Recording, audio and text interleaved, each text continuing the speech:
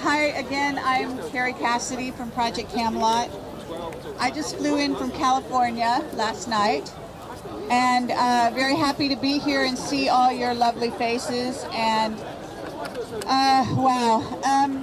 So I don't know if I'll just wait sort of a moment until the rest of the crowd gets back over here so I don't have to sort of repeat myself. Whatever, I'm ad-libbing here because actually I was supposed to speak at 6, and I may actually try to grab my spot again at 6 because we were hoping to broadcast it live in California. As you know, the time difference is kind of bizarre, so I can't even tell you. I think it's sometime in the morning or like 6 a.m. or something like that in California right now. So I understand that they had some kind of router or whatever kind of thing stolen from the press tent. And that's very interesting. I imagine that person probably worked for the government. And that would be par for the course. I don't know if anyone really has thought about that, but there's no other reason why you would just walk in here and do that because you had nothing better to do. So again, thank you all for coming. I am Kerry Cassidy from Project Camelot. I see that we have a lot of people that have just joined the crowd over here, so I'm repeating myself very slightly. Let me do this. How many people know who Project Camelot is? Can we see some hands? Okay, very good. So I'm not totally talking to people that have no idea where I'm coming from. That helps. Okay, so the bottom line is very fascinating because last night I arrived from California after like 25 hours of travel, and it turned out that I actually took a cab to the front gate of the Grove, and everyone was gone from this area. And I had been told by the press tent that they were the press for Bilderberg, and so I had communicated ahead of time, and I thought that meant that I would have a press pass to get somewhere around Bilderberg. I didn't know the press tent would actually be out here by the road, several miles. I think this is actually like almost 2 miles. I could be wrong. It's at least a mile from here to the Bilderberg house over there. Or it's not, well, the Grove house, whatever you call it.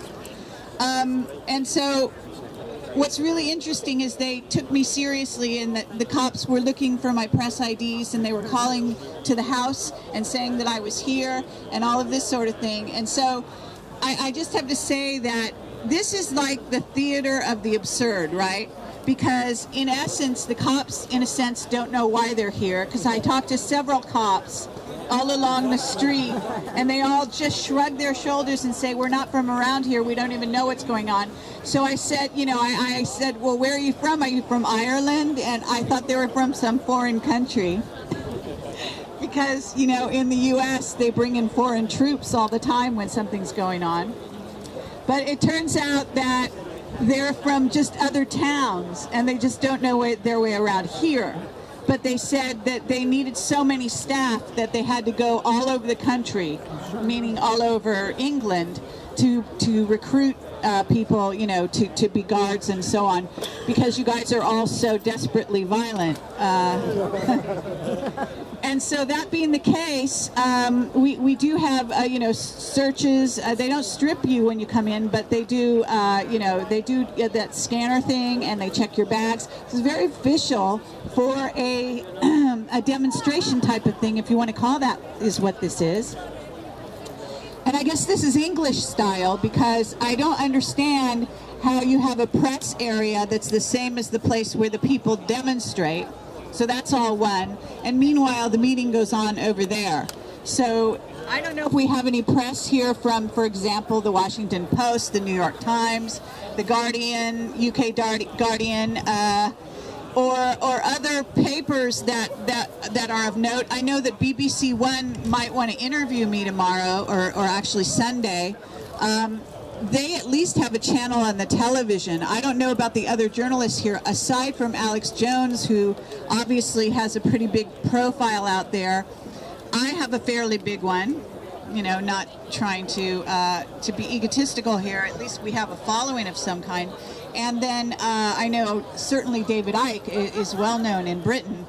and I've interviewed him a number of times, and you know, he's a lovely man. So the thing is that the situation is really, if you understand what's happening here, and those of you that are sort of into theater will really appreciate this sort of event and the fact that we've got this drama going on, because as I was, you know, I was talking to one of my, for those of you who don't know who Project Camelot is, let me just say that my specialty is whistleblowers from above top secret. And that I've been documenting testimony for over 7 years. Long before WikiLeaks was ever an idea in somebody's head, Project Camelot was out there actually traveling the world, interviewing whistleblowers. And what we do is we would put the camera there, and I would ask them really the hard questions. And we would go on for like 2 hours straight, and I would not be editing out anything. So all of that testimony is on the web. We have luckily been able to sort of hit the zeitgeist, so to speak, and so a lot of people have seen our videos, and we also made a pilot for a TV series that scared the shit out of them so much, True TV, that they put it on the shelf for 2 years. When they finally released it, they didn't even tell us or the producers. They just sort of slipped it in on True TV. But luckily we had some followers who got in touch with us just ahead of time, 24 hours in advance.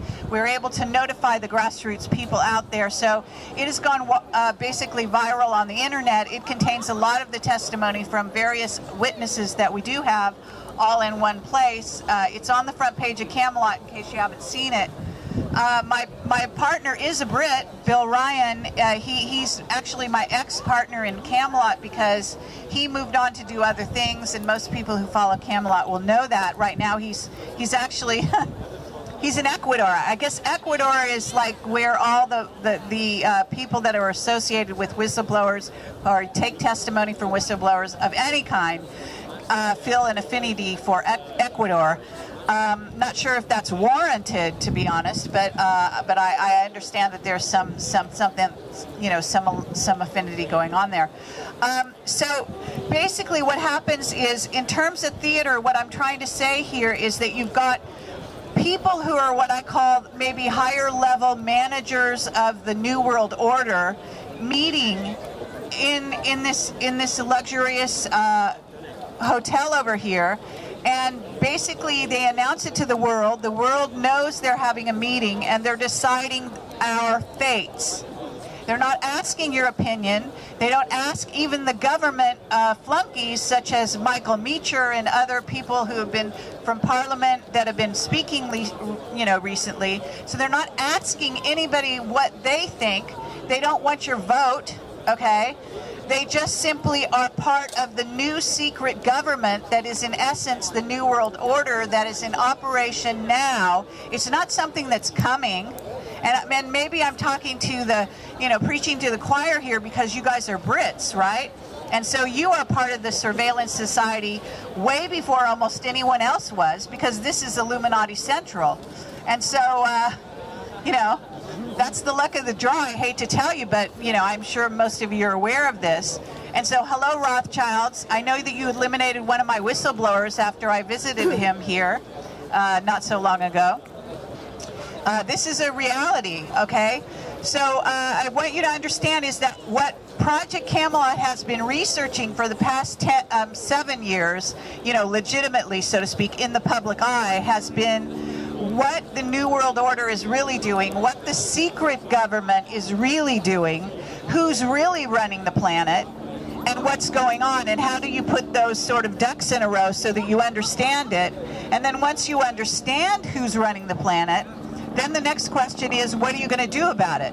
And I know we've been having overflights of helicopters all day. I have a hotel that's not that far from here, and I've been hearing that the helicopters coming and going. Maybe my hotel is like in the line, the pathway, the flight line of an underground base. So what one of my whistleblowers said was, okay, this is very interesting that these people who can easily get space for a meeting in an underground base and do this all very secretly, which is what they have been doing now for at least 10, 20 years or longer, really longer than that, but, you know, let's pretend, let's say the middle managers, so, you know, for the last 40 years, a good 40 years. And basically they decided not to go into an underground base because they don't see any need anymore for secrecy. I know this is crazy, but David Cameron, who is basically a spokesperson in a sense, whether he likes it or not, for these people, is basically telling you that they're going to have transparency. Now, if this is transparency, let's have a look at it. Okay, so here you are, and you're here in this little cordoned off area next to a side street. And then meanwhile, way over there, a few miles away, is the Bilderberg castle. And we're back in the time of King Arthur, basically, and there's a castle, and then there are the peasants, and you, my friends, are the peasants. And what I've also noticed is, since they didn't decide to go to an underground base, that means they don't feel a need to hide anymore who they are and what's going on.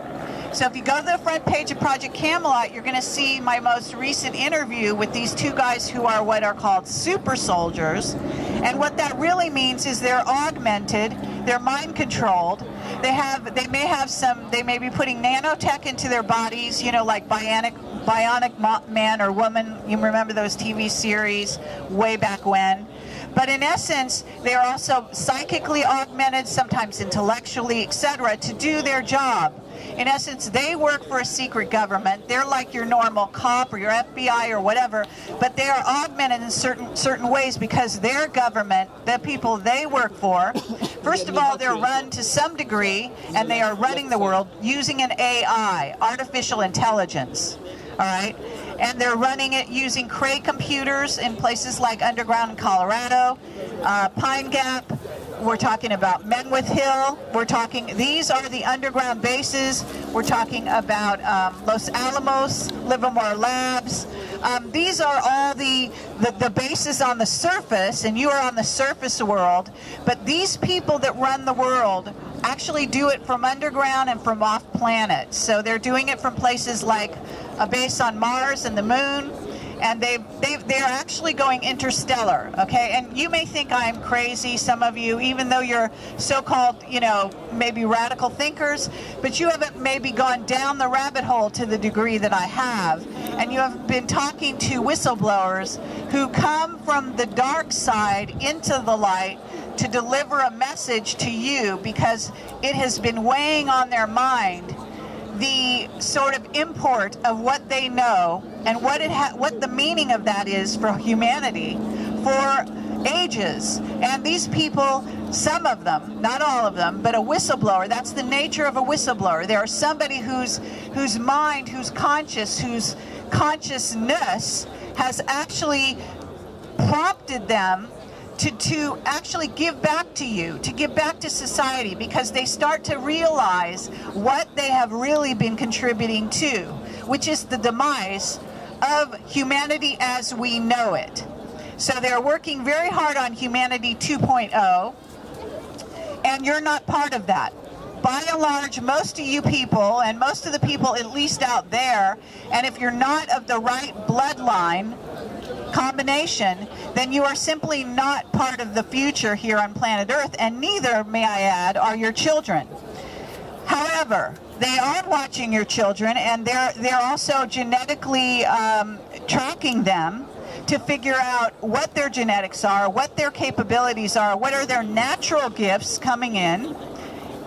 And basically they're going to then take those gifts, and if they're worthwhile, if the secret government needs them, for example, if you have an autistic child, let me just tell you, they have been creating autistic children.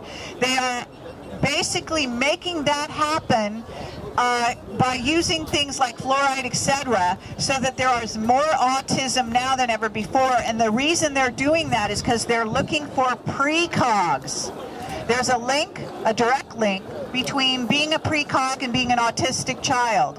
There are other abilities that autism has as well. Some of them are what you call idiot savants, etc. And what they're doing is they want more of those, because what they need to know more than anything else, in a sense, is what you also need, which is to know the future. In other words, they want to know if they're going to be successful at their game, their move to take over the planet and basically eliminate 2/3 of the populations and turn this into a completely different world than the one you know. One that is inhabited by humans that are mostly robot. They're a combination, they're basically android and human. When they can do it, they'll combine the two. And the other thing is that there are going to be a lot of androids, of course. And those are beings without souls, okay? They are, in essence, robots, although they look very human. And this can be done now. In fact, as many of you will know, we have government officials such as presidents of the United States. George Bush, for example, is one example that has been used numerous times, the one, the younger Bush, who was cloned a number of times. My understanding is the older you are and the higher you go on the food chain, the less potential is that they use you or clone you. The ones they really clone a lot are the sort of right below the top of the pyramid. So they're at the second level. Those people, like some of the people in there actually, but not all of them, will have clones. And therefore, what can they do with a clone? The clone doesn't last all that long, but they can certainly control them. And they can make them actually go out and make speeches and do things like David Cameron did recently, saying we want transparency. But again, if this is transparency, the gap between the reality over there and this reality over here is huge. It's in fact much farther than it looks, because metaphorically speaking, these people are not going to communicate what they're really about in any other way except through metaphor and symbolism, which they do all the time. And so it's very important to watch the symbols. I suggest you also watch the media, because the media are lying to you. So I don't know who is out here that I'm talking to, but especially the mainstream media, and I imagine we've got very few of them here in the crowd today, but basically they're bought and paid for. They have basically swallowed the whole notion of living in a matrix, and they are part of it, and they are selling the matrix. So when they get out there and they broadcast every day, they are selling the mindset that they want you to have, not the truth. Okay, and people like me and the other alternative journalists that are here are the only ones that are going to have the chutzpah, the balls, the whatever you want to call it, to give you the truth. And especially someone as far out on the fringe as I am is one of the few people, I will tell you, even more truth than Alex Jones, with all due respect to Alex, wherever he is. So we've got other speakers coming up. I'm told that I have 2 minutes left. And, I can actually talk at length. I am speaking, by the way, on Sunday at the Somerset House in central London. And just a little note, I was told not to advertise the venue, or they'd take down the fact that I'm speaking there if they really knew who I was. So please, if you do invite anyone to come along, we do have limited space at the Somerset House, but I will be talking for 2.5 hours, taking questions for quite a bit of time as well there. So if you don't know about it, you can buy tickets on my website. Front page is projectcamelot.org. ProjectCamelot.tv will also take you there, and Project Camelot Portal .com will also take you there. So I want to thank you very much for listening to me in this brief talk here, and thank you all for coming out, showing that you care about where society is going and the world is going at this point. This is not a superficial gesture that you're making here. So let me applaud you, and let me tell you to continue to work in these ways. These people over here are going to get the drift that people like you are waking up all over the planet, and they are not going to be allowed to continue to operate in the same ways they are used to doing. And that just because they do some little tactic, they put us in a little fence corral, and they let us play around with our little video cameras and whatnot. Meanwhile, the real thing is way over there, several miles away, and they feel safe, and so they let you do that. This is not good enough, okay? It's not good enough for me, and it certainly shouldn't be good enough for you. All right, so with all due respect to David Cameron, let me tell him, there's no transparency here. Okay, I'm an American, okay, and I know that my country has been taken over by a bunch of Nazis, Fourth Reich Nazis, okay? There's no two ways about it, all right?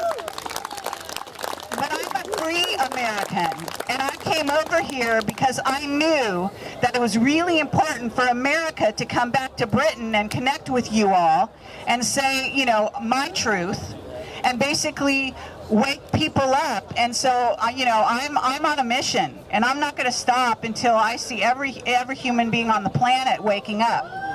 So please do help me in my mission, and thank you very much, everyone.